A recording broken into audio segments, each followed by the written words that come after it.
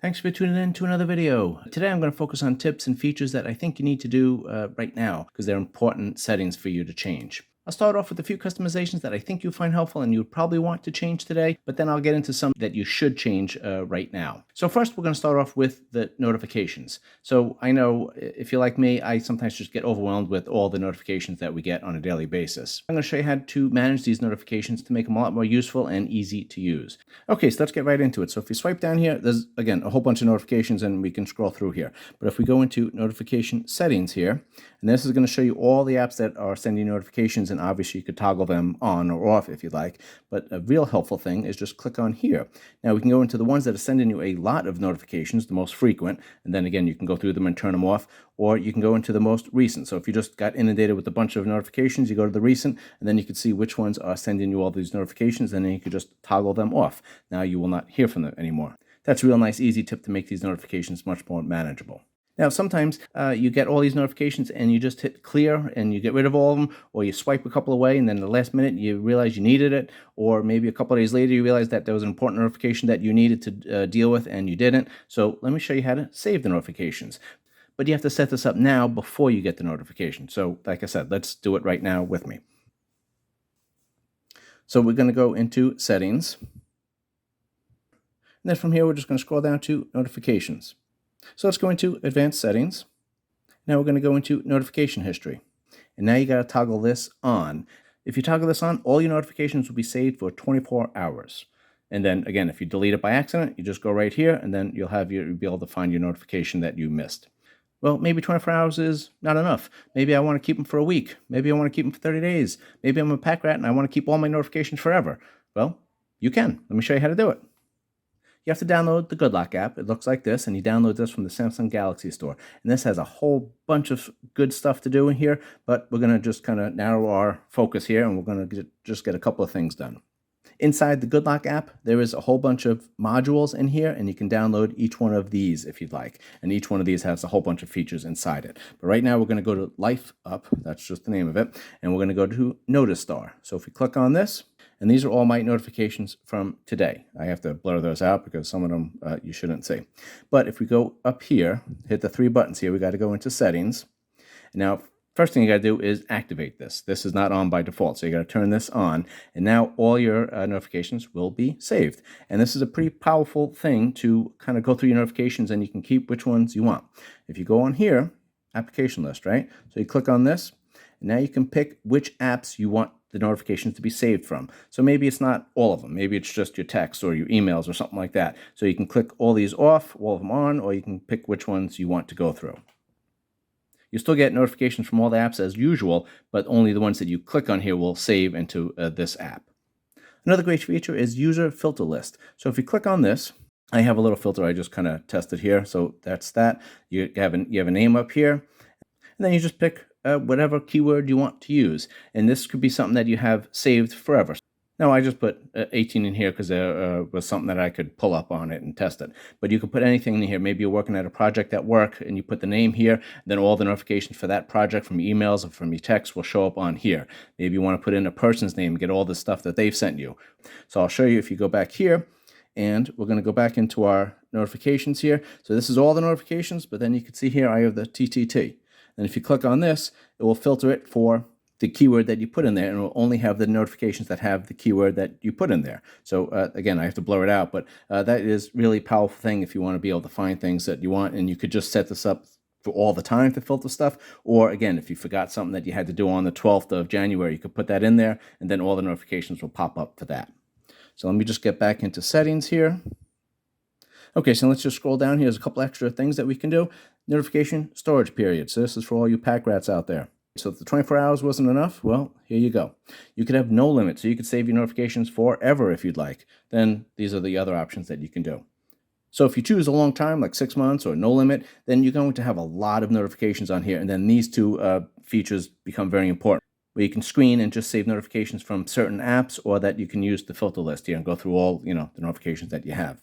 Then the last thing is, I think a really cool feature on here. If you click on this, when you toggle this on, you could just see what it says there, and you click on it. And now if you click on here, you go through all the apps that you want to be saved. So, when you get your notifications, you got the clear. And if you hit clear, everything's gone, right? Well, maybe you don't want to do that, but you just have, a whole bunch of messages in here and you just want to clear out the ones that you don't need and just keep the important ones. Well, if we go back here, so I have messages here. So when I hit clear, all my other notifications will disappear except my messages. So maybe you want to just have your emails on here or just your messages or, whatever app that you want. And then all the other ones will just clear and disappear. They'll still be saved on here, but they'll disappear from your notification panel. So at least you feel like you got something done. Okay, so I think notifications are kind of tamed, right? And that hopefully should make them a lot more functional for you and a lot easier to use. Now let's move on to another feature that I think everyone should change right away. Let's do it. We're going to do the side key here because this is a pretty important one that you use all the time. Let's make it work the way we want. Let's go into settings here. And for some reason, this is in advanced features. So let's scroll down here to advanced features, and then we're going to go into side button. Now this is the double press. So if you double press the power button, you're going to get this feature. You can have this toggled off if you don't want to have a double press feature, but I use it to launch the camera. This is great if you have kids and all of a sudden you want to get your camera and take a picture. Just double press that button. Doesn't matter what you're in, and your camera will launch. And then you'll be able to, like I said, snap pictures in like 2 seconds, which is great. If you don't use the camera a lot and you have another app that you use, just click on this. And then anytime you double press the side key, you're going to bring up your app that you have there. Then the other thing is here, the press and hold. I don't know anyone who usually uses Bixby, so you could toggle it off of that. I think that is on by default, but you could do the power menu. This is the only other option that you have. But then if you hold it, you're going to get this feature here. So we're going to do this, and you get these features. So it's a lot more useful than having Bixby, right? So that is an option for you and very easy to change that side key. So another nice feature here, and it's really easy to do, is change the name of the phone. So we're going to scroll all the way down to the bottom, and then we go to About Phone, and then the name here. You can change this to whatever you want. Just hit rename, and you type in whatever you want. So this is actually a nice feature because then if you pair this to anything, a tablet or a computer or your earbuds or anything like that, this is the name that's going to be popping up on when you pair it. So that's a nice feature. And then if you are going to be sharing information with someone or you're doing things like that, they'll have this name popping up and this is who they're going to choose. So it's just nice if it's a little more customized. So these features I think are pretty important. I think you should do them right now. I'm going to cover some safety and emergency stuff, some medical information. I'm also going to show you how to set up some fingerprints and how to set the lock screen so that you protect your data quickly. I'm also going to show you how to back up your data, and then we'll also make sure that maybe if you lose your phone, you have a chance of getting it back. So, but you have to set that up now before you lose your phone. So let's get into a couple of things here, and let me show you some features that I think are important. First off, we're going to get into settings. So we got to get into safety and emergency. So you just scroll down here. If sometimes with software updates, sometimes these things are moved around, but if you just type in the feature on here and it will bring you right to the page. So I'm just showing you how to access it quickly here. We click on this and medical info. So this is where you can enter all your stuff. This just tells you by default, this medical info is going to be available on your lock screen, which I think is the best way to do this because if you are unconscious, you're in an emergency, and first responders are attending to you, they'll be able to see if you have any allergies to stuff, any of your medications, or any other medical conditions that you have. But you could also choose to have this not appear on the lock screen if you'd like. This is everything that you can put in here. This is pretty important stuff, and I think this would be helpful for you to set it up. Let's get out of here, though. Some other stuff that we got to get into. So emergency contacts. So if you click on this, you add your emergency contact from your contact list. I deleted mine just so I could do the video here. But basically, you just hit this, and it'll go into your contacts, and then there'll be emergency contact, and you could list more than one if you want. I don't know if there's a limit, but you could list several on there if you want. And I'll tell you why that's important and how they are going to be contacted in a moment. You could also have the emergency contact show up on the lock screen. So if there's an emergency and your phone is locked, they'll be able, the first responders or whoever's trying to help you will be able to see that name and number, and hopefully they can contact them and get some more information and help you for that. Also, if this just shows up on the lock screen, then, if you do lose your phone, maybe somebody will actually call you and say, hey, I have your phone. That's always a possibility. Maybe not likely, but it's a possibility, right? So you can toggle this one on or off. I would probably toggle it on. So if you do make an emergency call and call an emergency service, then they're going to get the information for your emergency contacts, which, again, might be helpful. Now let's go into emergency SOS. So this is, you can't disable this, I don't believe. So if you tap your side button here 5 times quickly, then it's going to call emergency services. You could also set it so that if for some reason you might have done this by accident, I don't know if that could even happen, but if you did do it by accident, then you could have an extra safety measure here that you'd have to swipe the screen to make the call go through. This is the emergency number that's going to be called. I live in the United States, so that's 911. But if you click on here, you could pick different ones. You could also do a custom number. So if you click on this, you could actually put in a, just a friend's number instead of, the emergency services. So that is a possibility if you want to do that. You could toggle on this, so then your emergency contact is going to get your location and an SOS message, and I'll show you what that is in a minute. You can click on here to do it, but it is also right over here, emergency sharing, same thing. So if you click on this, so you can see what this is here. Choose some people you trust to help you in an emergency. When you start an emergency sharing, these people will be notified of your location and that you need help. So now, if I'm not going to add contacts right now, and then you go into share your location, you can have your emergency contact right here. You would just click on this, and then also you could have these toggled on and off. This wouldn't be grayed out if you had an emergency contact here. But then you could turn this on and it will send a picture from the front and back of your camera. It'll also do a 5-second audio recording. Then we could silence notifications when driving. That's up to you. Emergency location service, you could turn this on and off. This you could read through here, but basically this is just going to, if you do contact emergency services, they're going to get your location, which is, I think, what you want. And then over here, just to complete this menu, since it's a short one here, wireless emergency alerts. So this is some counties and things might send you dozens of emergency weather reports and, threats and stuff like that. So if you are getting too many of them, you could toggle these off if you like, but most likely you probably should try to keep them on if you can. Earthquake alerts are there. Then this is a new feature, unknown tracker alerts. This they added in the last year or two. But if you click on this, I'll just show you here. It's basically going to monitor for unknown trackers attached to you. So this is actually a really nice safety feature. If you are somewhere and someone tries to put an Apple tag or a Samsung tag on your bag or in your purse or on you or in your car or something like that, then the phone will detect that it is not a tag that is owned by you and it's some stranger trying to keep track of your whereabouts. And if it is in your car or your bag, they'll know where you live, your work, and where you're traveling and all that other information. So I think this is a really nice safety feature. You could also do a manual scan if you want, but again, just have this so it'll allow alerts and then it will give you notification if you are being tracked by somebody. So I think that's a real nice feature for you to turn on. Okay, so now you have a very expensive phone here, right? You do not want to lose it. So there's a couple of things that you could do to give you maybe a fighting chance of getting your phone back, but you have to do these settings now before you lose your phone. So let's do that. So let's get back into settings. So we're going to enable the built-in Samsung features that will hopefully help you get your phone back. We got to go into security and privacy. And go ahead and tap on this. And there's a bunch of stuff that are on here. I'm going to make a whole nother video about the privacy settings and how to keep people from tracking your phone and all that other stuff. That'll be an important video that I do, and I'll leave that in the description when I finish it. So if that's of interest to you, I think, which it probably is because you spent a lot of money on this phone, you should probably know all the features that you have. Consider subscribing, turn on notifications, and stay tuned. But again, for now, we are just going to turn on lost device protection. So let's click on that. And then this is what you need to turn on. So you allow this phone to be found, send the last location of where the phone was, and offline finding. So even if the phone is not online, it will still be able to be tracked. So that's a nice feature. But the important thing is you're going to have to log into your Samsung account and your phone is not going to be with you in this instance. So if you have your tablet or computer, make sure you have your user ID and password for Samsung so you can log in and then you'll be able to hopefully track your phone and get it back. Now the other thing we should do is turn on auto blocker. So let me just show you what that is. I toggled it on here, but let me show you what it does. It basically blocks apps from unauthorized sources. Also, you're going to just charge your phone in a public place. And then they will actually get some malware on your phone through this. So this is basically turn this on and this will protect your phone. And I don't know if it was on by default. Now, the only issue is if you're trying to sideload apps and stuff like that, you might have to, it might prevent that from happening. So you could turn it off briefly while you do that and then turn it back on. Now, I think the best way to secure your phone is with your fingerprint. So let me show you how to do that. We're going to go into biometrics here. You can do face recognition if you want, but I'm going to do fingerprints. And we got to do my password quick to get in here. And now this is what we have here. So I have 4 fingers on here. This is the most that you can put on the phone.